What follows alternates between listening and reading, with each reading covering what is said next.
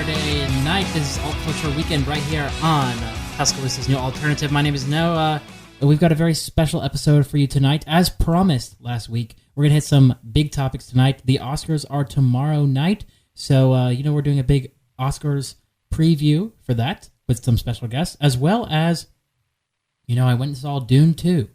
I told you I was planning to do it. And I went and saw it, and I've got some thoughts. So I'm going to be joined in the next break by throughout the show by my some glorious co-hosts. And so even though that's going to take up most of our show tonight, I'm going to make sure to spend a little time highlighting some new music that I've been listening to. And I want to get right into it with this first song. We've got Norah Jones has a new album out. Visions is the name of this album. And Norah Jones is an artist you may be familiar with. She's won a Grammy several years ago, and she's been making great music ever since. She's sort of got a classic instrumentalist vibe, sort of like a modern Frank Sinatra, you might say. So she's got a lot of pianos and guitars and that type of style of music in on this album. I think that some of that overlaps with the alternative rock scene that we tend to blend into the show a little bit. So I want to play for you Queen of the Sea by Norah Jones from her new album Visions, right here on Tuscaloosa's New Alternative to kick off the show here tonight. And we'll be right back on the other side to talk a little bit about Dune 2.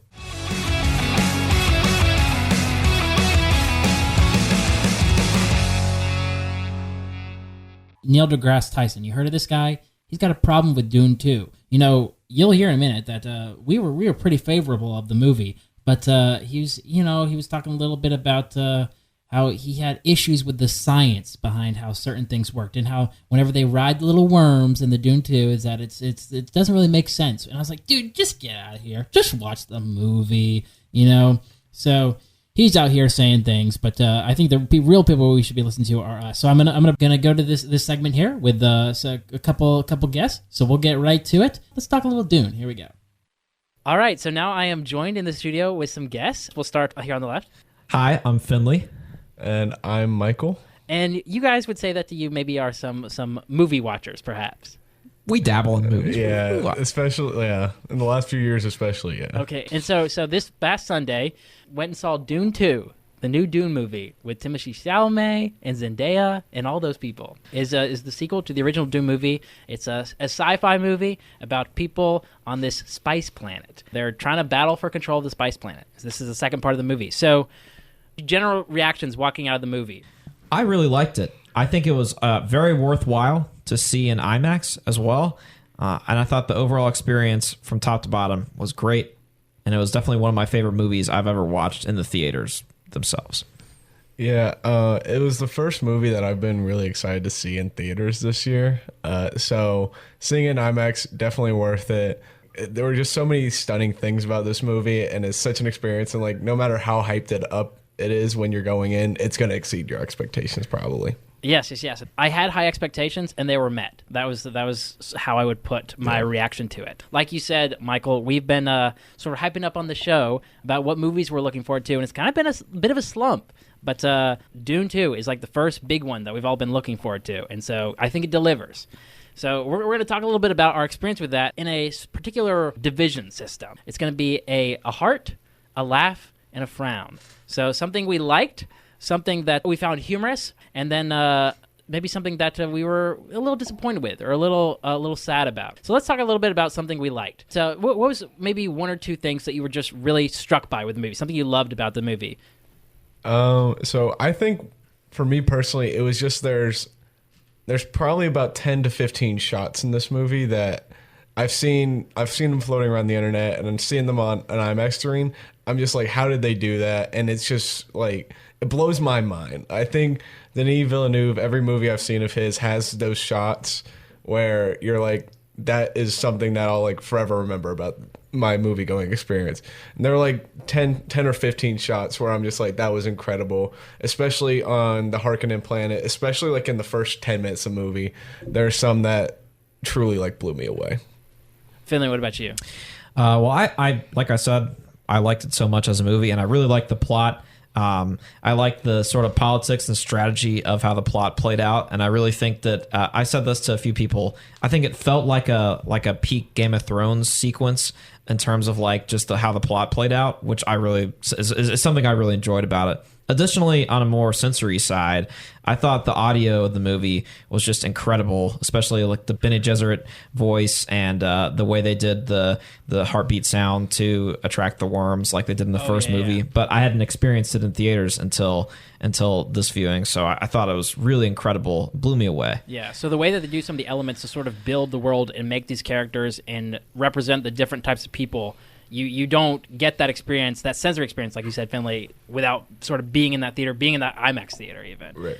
And I would say sort of, it's Dune Part 2, and I would say something that I loved about it is that I felt like, much like the first one, I think this one stands well as a movie on its own. Like, you go in and you're like, you can tell that, okay, it's still building up, but it's got a full story from start to finish, and there's a full arc in this movie, and I think you can go away, even if you haven't seen the first one, I would say you could come in and watch this one and still and see what's going on and have an enjoyable time and feel like you don't have to watch the third one, but I'm excited about it. Yeah, for sure. I definitely agree. I think that the first one particularly got too much criticism for quote unquote being half a movie, when I thought both the first one and this one had succinct kind of separated plots that worked well on their own.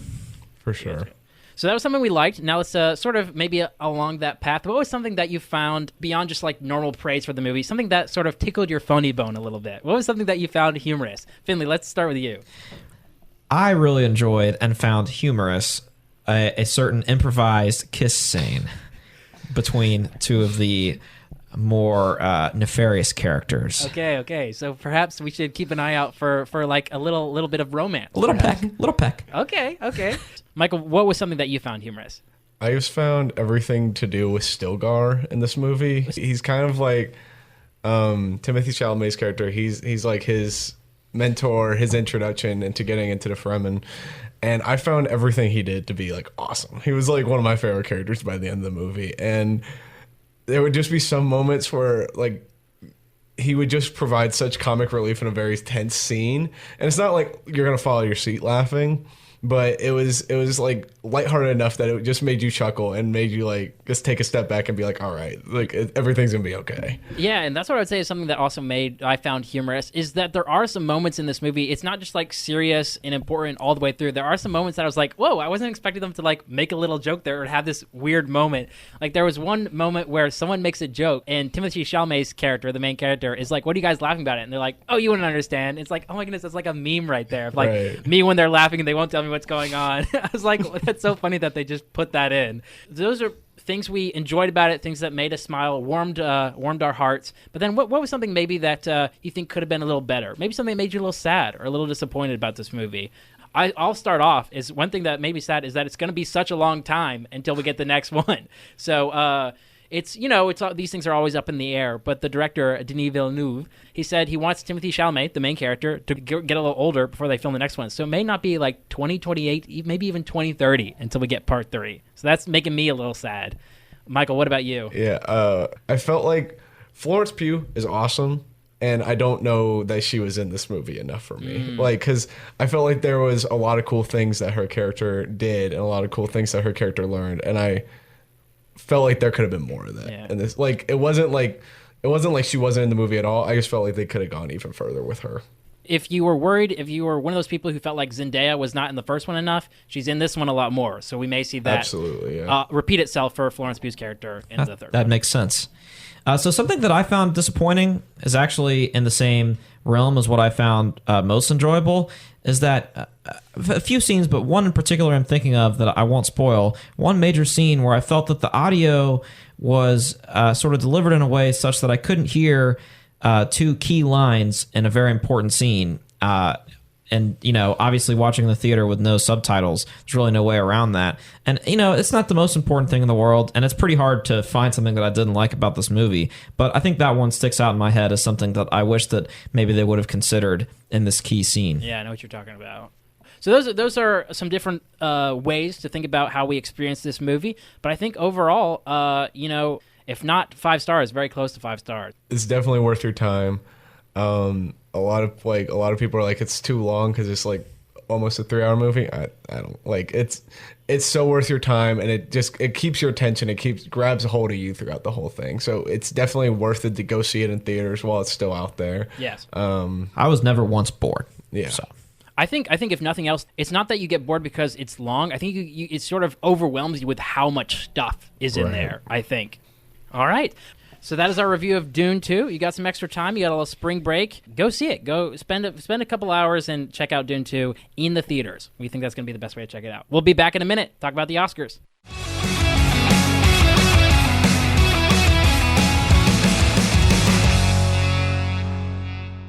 All right, we are back here in the studio, here on Alt 1017. My name is Noah. You're listening to Alt Culture Weekend, and here on the show, we enjoy a good movie, and tomorrow night is one of the biggest nights in movies. It's the Oscars, the Academy Awards, and so if you haven't been tracking them, or if you have, we're just going to hit some of the main categories and some of the ones that we're passionate about. And to help me out, I've got two of my guests returning. Yeah, hi, I'm Michael. Hello, I'm Finley. All right, so we're going to start off real nice and simple here with animated feature. So I'll just hit the nominees for animated feature are The Boy and the Heron, Elemental, that Pixar movie, Nimona, if you've seen that on Netflix. We got Robot Dreams, and then Spider-Man Across the Spider-Verse. That's a sequel in that series. Michael, what are your thoughts on animated feature? From everything I've seen, it's really going to come down between two movies this year, and that's Spider-Man and Boy and the Heron, both of which were pretty well received, both in theaters and among just general opinion. I've only seen one of them, so I'm a little biased, but Spider-Man is probably my favorite animated movie I've ever seen. It's visually stunning, great score, great voice acting, great plot. Everything about it's just awesome, and I really think that this year is going to be a year where a less traditional animated movie is going to take the prize. All right, so moving right along, we're going to go to the acting categories. Let's hit Best Supporting Actor. The nominees are Sterling K. Brown for American Fiction, Robert De Niro in Killers of the Flower Moon, Robert Downey Jr. in Oppenheimer, and then rounding out the 3 R's, Ryan Gosling in Barbie, and finally Mark Ruffalo in Poor Things. Finley, what are you thinking about supporting actor? Who do you like? Well, obviously, I think that Robert Downey Jr. is going to win. I think it's pretty well known that he's a big favorite, and I think he deserves it. He did a really great job. All the scenes that he was in, he really dominated the scenes, and it was totally integral to the plot of the movie, and I enjoyed watching the scenes a lot. But with that said, I really wish that Ryan Gosling will get some attention or some hype for this, because I think he did a good job, and I just like Ryan Gosling. I like Barbie a lot, and I think he was very funny in it. One that I'd like to call out, though, is Robert De Niro in Killers of the Flower Moon. He was fantastic. Every scene he was in, he really just commanded the scenes. And, if you would have told me he was the lead actor in most of those scenes, I would have agreed with you. His character is so well written. He does such a good job of portraying the character. We haven't talked about him enough, and I think he did a great job this year. I'd also like to call out, I'm a particular favorite of Sterling K. Brown. I don't think he's going to win, but I think in American Fiction, what I think he is kind of just an okay movie, and I think he's kind of the best part of that movie. Just props to him, Sterling K. Brown in American Fiction.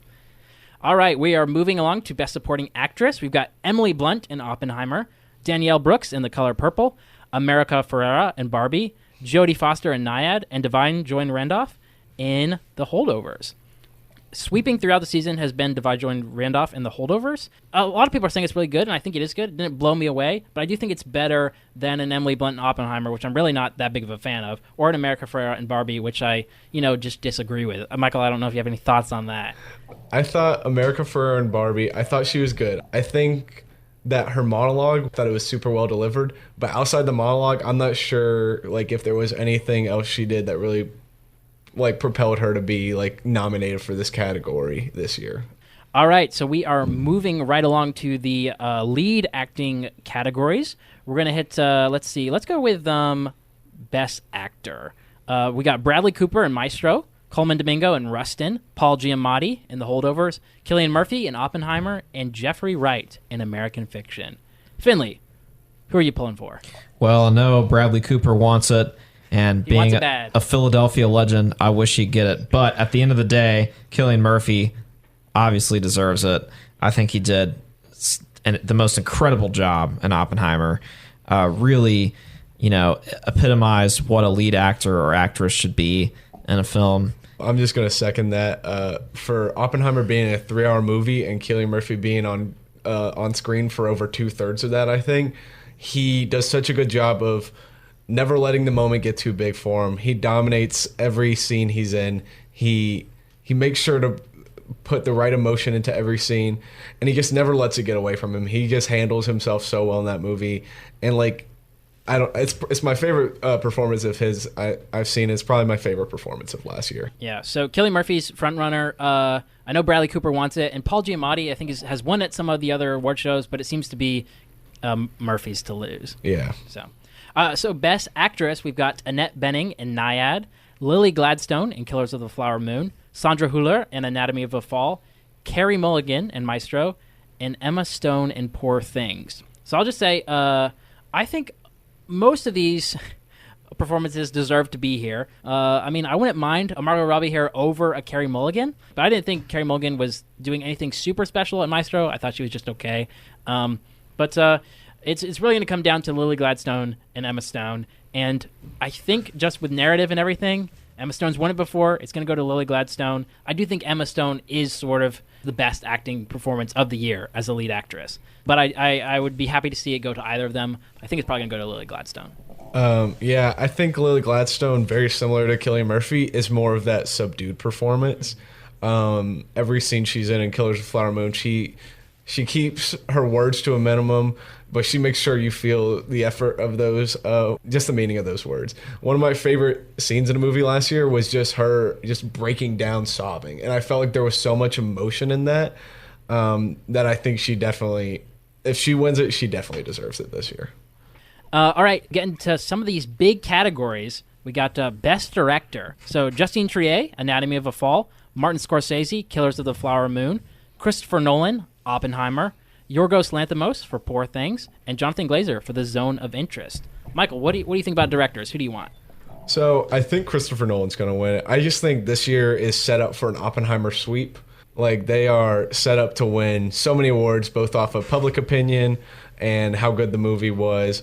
So I think it's going to be Christopher Nolan winning it for Oppenheimer. But one that I'd like to draw attention to is Justine Triet for Anatomy of a Fall. When I came out of that movie, I was like, I don't really get the hype. But the more I sat and thought about it, I was like, she did fantastic with that movie. Some of the topics she handled, the way she framed actors and shots, how she did dialogue between characters, who she cast in it. I thought Justine Triet did an amazing job with that movie.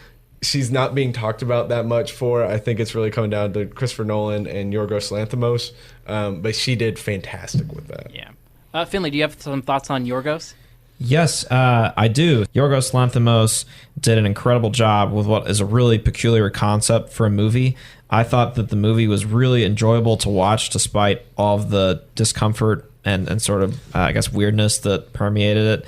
And I thought it was also, it was very much a captivating movie with a lot of the elements that I would say favor Mr. Lanthimos being considered for Best Director. Tuscaloosa's new alternative is Alt 1017. So we're going to get to Best Picture, but first, before that, we're going to go below the line a little bit and hit some of our categories that we're passionate about. I think one category that I really wanted to focus on this year that I think doesn't get a lot of love is the Best Animated Short. I watched all of them. My favorite is Letter to a Pig, and I think the way that it uses animation, I think the way that it tells the story in an interesting way, the way that it expresses emotion through animation, I think is something that animation is very suited to. So Letter to a Pig is what I'm pulling for. War is Over seems to be the front runner. Boo for 95 Senses, and that is your quick note on the animated shorts. So you know a little bit about them going into that. Michael, what are your thoughts? What are you passionate about?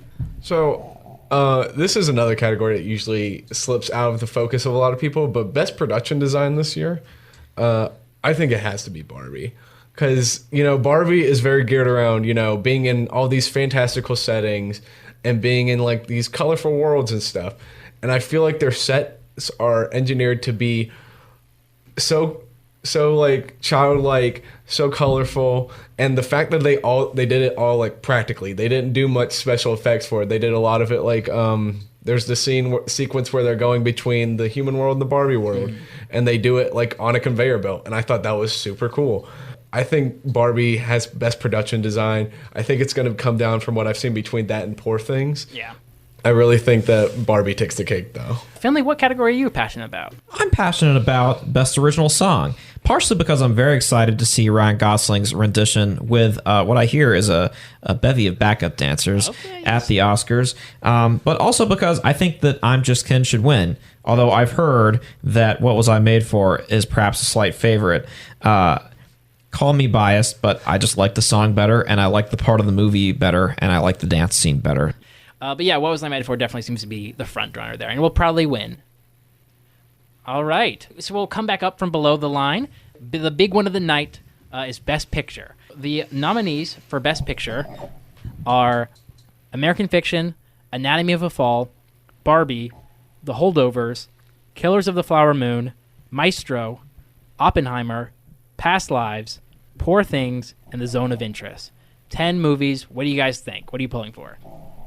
So, like I said earlier, I think it's set up for an Oppenheimer sweep. I think Oppenheimer is going to win it for a bevy of reasons. But I really think this is Christopher Nolan's year, just to dominate the Oscars. But just taking a minute to talk about a few other good ones.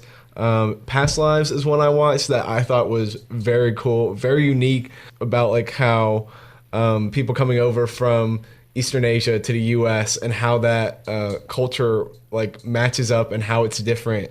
And it's a really cool love story intertwined throughout that movie. I think Past Lives is a really good one worth checking out. Killers of the Flower Moon, obviously fantastic. Scorsese has done it again.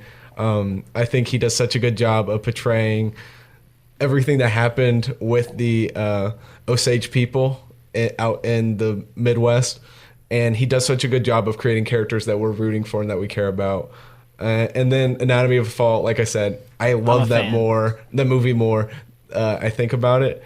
Sandra Hüller was awesome in it. Everybody in that movie was really awesome. And I think it does a really good job of taking something that's, pretty normal, like relationship issues and issues in a family, and really, making that something that we care about and emphasizing it for the audience. Yeah. Finley, what are you looking at for Best Pictures? Well, I'll start with Anatomy of a Fall since that's what we're on. And I think the way I kind of interpret it, or why I like it so much, is that the issues, like you said, the sort of family issues and marital and spousal issues are amplified so much by just the gravity of the situation and the drama of the situation, and perhaps the deceit or lack thereof even of some of the main characters. So I think the way that that's amplified makes the movie really captivating and a great experience. I love Oppenheimer. It's definitely my favorite movie of the year, and I'm pretty sure it'll win. Yeah. And I think it's very well deserved. A personal favorite that has no chance, as maybe you can guess, is Barbie. And the last one that I'll talk about is Poor Things, which I think was a really great movie. Really, despite being, like I said, a bit weird and a bit on the morbid side, I think it just embodies what a fun movie is. It's kind of enjoyable to look at, enjoyable in every sensory way, and the plot is easy to follow, but still very captivating. I think it's a good movie. Yeah, watch it with your friends, not with your parents. Yes. Yeah, and then I'll hit some of the other ones that we have left too. American Fiction, I think it's got some good acting performances. I think it's probably going to win for a screenplay, is what I've seen. But I think it's just okay. I think it sort of doesn't quite reach the heights that it could.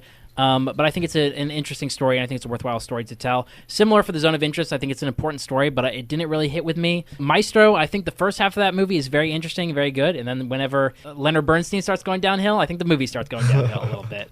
The Holdovers, I think, is one we'll really have to see if this one stands the test of time, or if it tends to be one that just gets forgotten. I think it could be a classic. I think maybe it wants to be a classic a little bit too much. If you haven't seen it, maybe check it out around Christmas time, whenever the story takes place. And then I'm a personal favorite of Anatomy of a Fall. It's one of my favorite ones of last year, and I'm a fan to see that one. But I think Oppenheimer, frontrunner. Holdovers is the only one that could maybe even come close, but I think over the course of the award season, it has really slipped away. Any last thoughts on the Oscars? Nope, I'm just very excited. I'm sure it'll be a great show, and it'll be nice to have 3 or 4 hours where we can just talk about movies and not have to have any excuse. Exactly. If you want to get a little involved, go check out our Instagram. We got the link in our bio. We got a little custom bingo card, so maybe go check that out and play a little with your pals if you're watching the Oscars. You know, we're gonna be using it too. So if you fill out the bingo card, be sure to send us a message on the free Alt 117 app, or send us a direct message on that Instagram, and we'll be happy to see it. Oscars are tomorrow night. They're gonna be happening at 6 p.m. Central Time, so be sure to tune in. And if you don't, we'll keep you updated on next week's show. Thanks, guys, for coming in. Thank you.